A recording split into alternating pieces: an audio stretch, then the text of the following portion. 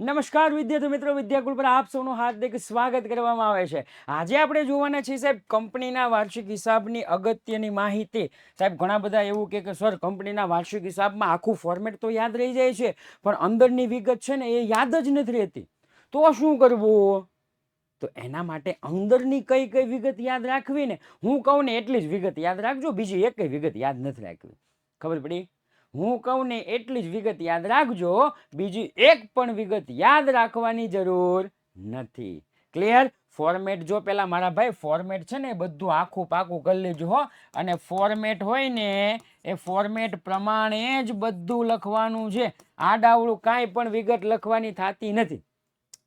જેવું ફોર્મેટ છે એવું બેઠું જ ચિપકાવી દેવાનું છે. એક એક લીટી છોડીને આખે આખું લખી નાખવાનું છે. એક એક લીટી છોડી આખે આખું લખી નાખવાનું છે. ભૂલતા નહીં. હા મારા ભાઈ ભૂલતા નહીં. ક્લિયર? આખું લખી નાખ્યા પછી સૌપ્રથમ ઇક્વિટી અને જવાબદારી તમને દેખાશે. આ ઇક્વિટી અને જવાબદારીની અંદર તમારે પ્રેફરન્સ શેર મૂડી અને ઇક્વિટી શેર મૂડી જોવાનું છે. જો કદાચ શેરના બાકી હપ્તા એવું કીધું હોય તો ઇક્વિટી શેર મૂડીમાંથી બાદ કરવાના. શેમાંથી? ઇક્વિટી શેર મૂડીમાંથી બાદ કરવાના. અને કદાચ એમાં આપ્યું હોય કે શેર જપ્તી, તો તમારે શું કરવાનું? ઉમેરવાનું. ખબર પડી ગઈ? રેડી? ત્યાર પછી અનામત અને વધારામાં એક વિગત યાદ રાખવાની. શું? નફો. અને બીજી વિગત યાદ રાખવાની અનામત. જેની પાછળ અનામત અને ભંડોળ શબ્દ ભાળી જાવ ને, આટલું જ યાદ રાખો મારા ભાઈ. નફો અને જેની પાછળ અનામત અને ભંડોળ શબ્દ ભાળી જાવ, અનામત અને ભંડોળ બધું જ લખી નાખો. ત્યાં આંખો બંધ કરીને વિશ્વાસ રાખીને લખી નાખો. બસ. એના પછી તો કે બિનચાલુ દેવા, લાંબા ગાળાના ઉછીના નાણાંમાં બે જ વિગત યાદ રાખવાની, ડિબેન્ચર અને લાંબા ગાળાની લોન. બસ, બીજું કાંઈ નહીં, બે જ હશે. ત્યાર પછી અન્ય લાંબા ગાળાની જવાબદારીમાં પ્રીમિયમ તમને દેખાતું હશે. શું દેખાય? પ્રીમિયમ. ડિબેન્ચર પરત પ્રીમિયમ, પ્રેફરન્સ શેર પરત પ્રીમિયમ હોય તો. ત્યાર પછી લાંબા ગાળાની જોગવાઈમાં 100% પ્રોવિડન્ટ ફંડ યાદ રાખવાનું. પ્રોવિડન્ટ ફંડ આપણને ત્રણ વિગત તો ખાસ યાદ રાખવાની ને. કારીગર નફા ભાગ ભંડોળ, કારીગર બચત ખાતા અને પ્રોવિડન્ટ ફંડ. લાંબા ગાળાની જોગવાઈ. ફંડ શબ્દ છે, ફંડ એટલે તો લાંબા ગાળાની જોગવાઈમાં જ. એના પછી તો કે ચાલુ જવાબદારીમાં સૌપ્રથમ પહેલું ટૂંકા ગાળાના ઉછીના નાણાં, એમાં બેંક ઓવરડ્રાફ્ટ યાદ રાખવાનું છે તમારે.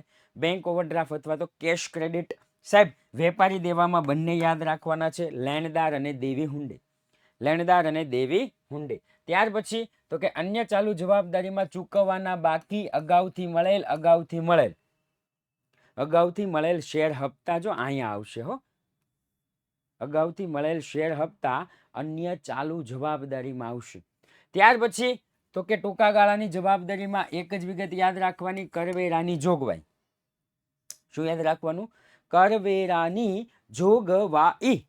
ત્યાર પછી મિલકતોની અંદર વાત કરીએ તો દ્રશ્ય મિલકતની અંદર તમને બધાને ખબર છે, જમીન, મકાન, યંત્ર, પાઘડી, પેટન્ટ, કોપીરાઇટ, ટ્રેડમાર્ક. સાહેબ આવું બધું છે. અદ્રશ્ય મિલકતની અંદર જો વાત કરું તો અદ્રશ્ય મિલકતની અંદર સાહેબ આ તો કાયમી મિલકત થઈ. કાયમી મિલકતમાં દ્રશ્ય મિલકતમાં જમીન, મકાન, વાહન, પ્લાન્ટ, યંત્ર, સાધન, સરંજામ, ભાડાની મિલકત હોય, ભાડા પટ્ટાની મિલકત હોય, ફર્નિચર હોય, બધું લખી દો. અદ્રશ્ય મિલકતની અંદર પાઘડી, પેટન્ટ, કોપીરાઇટ, ટ્રેડમાર્ક, ફ્રેન્ચાઇઝી અને સોફ્ટવેર. એટલી વિગત યાદ રાખો. પછી બિનચાલુ રોકાણ, છેલ્લો શબ્દ જોજો હો, રોકાણ. છેલ્લો શબ્દ જોવાનો, રોકાણ. પીએફમાં રોકાણ, ડિબેન્ચરમાં રોકાણ, થાપણ એટલે એફડી. એફડી એટલે એક પ્રકારનું રોકાણ. આપણે કહેવાય ને રોકાણ કર્યું શેમાં? તો કે એફડીમાં રોકાણ. મ્યુચ્યુઅલ સરકારી જામીનગીરીમાં અહીંયા લખવાનું રહી ગયું છે, પણ અહીંયા આવે રોકાણ. મ્યુચ્યુઅલ ફંડ યુનિટમાં રોકાણ. અન્ય કંપનીના શેર ડિબેન્ચરમાં રોકાણ. એના પછી લાંબા ગાળાની લોન કે ધિરાણ લેવાનું હોય તો કર્મચારીની લોન. અહીંયા યાદ રાખવાનું છે આ ત્રણ વસ્તુ. લાંબા ગાળાની લોન કે ધિરાણમાં યાદ રાખવાનું છે આ ત્રણ વસ્તુ. ધિરાણ, કસ્ટમ ડિપોઝિટ, ટેલિફોન ડિપોઝિટ અને ઇલેક્ટ્રિક ડિપોઝિટ. આ ત્રણ વિગત યાદ રાખવાની છે. એના પછી વાત કરું તો સાહેબ મસ્ત મજાના આપણા જે ક્લાસ છે એ ક્લાસ અહીંયા ટોપ લેવલે આમ મસ્ત રીતે ચાલ્યા આવે છે.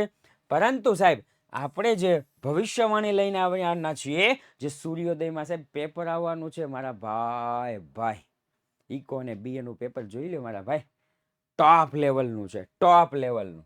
રેડી સાહેબ? અન્ય બિનચાલુ મિલકતની વાત કરીએ તો તમારે યાદ રાખવાનું છે, આમાંથી એક તો ડિબેન્ચર વટાવ. ઓકે, બાકીના જરા આમ નામ જોઈ લેજો. ચાલુ મિલકતની અંદર વાત કરીએ તો સાહેબ ચાલુ મિલકતો એમાં ચાલુ રોકાણો, આ બધાની પાછળ રોકાણ રોકાણ રોકાણ રોકાણ, પણ કાઉન્સમાં આપેલું છે 11 માસથી ઓછા. માલ સામગ્રીની અંદર યાદ રાખવાનું છે સાહેબ તમારે, માલ સામગ્રીમાં આવે આખર સ્ટોક. શું આવશે? આખર સ્ટોક. આ એક યાદ રાખજો. ક્લિયર? ત્યાર પછી આ બંને યાદ રાખવાના છે દેવીદાર. અહીંયા રોકડ શિલ્લક, બેંક શિલ્લક તો આપ સૌને આવડે જ છે. લોન કે ધિરાણ ટૂંકા ગાળાનું હોય તો, બાકી ફંડ તો બધું ઓલામાં જ આવશે. રોકાણ બધું એમાં જ આવશે. યાદ રાખવાનું, ટૂંકા 12 માસથી ઓછો હોય તો બધું ટૂંકા ગાળામાં જવા દેવાનું. કાંઈ નું આપ્યું હોય ને તો લાંબા ગાળામાં જવા દેવાનું. અન્ય ચાલુ મિલકતમાં અગાઉથી ચૂકવેલ ખર્ચ મળવાની બાકી આવકો. ક્લિયર? રેડી ને? આટલી વિગતો યાદ રાખવી. ફરી આ વિડીયો જોઈ લેવો અને જ્યારે પણ આપણો ટાઈમ આવે ત્યારે લાઈવ પહોંચી જવું. જય હિન્દ, જય ભારત.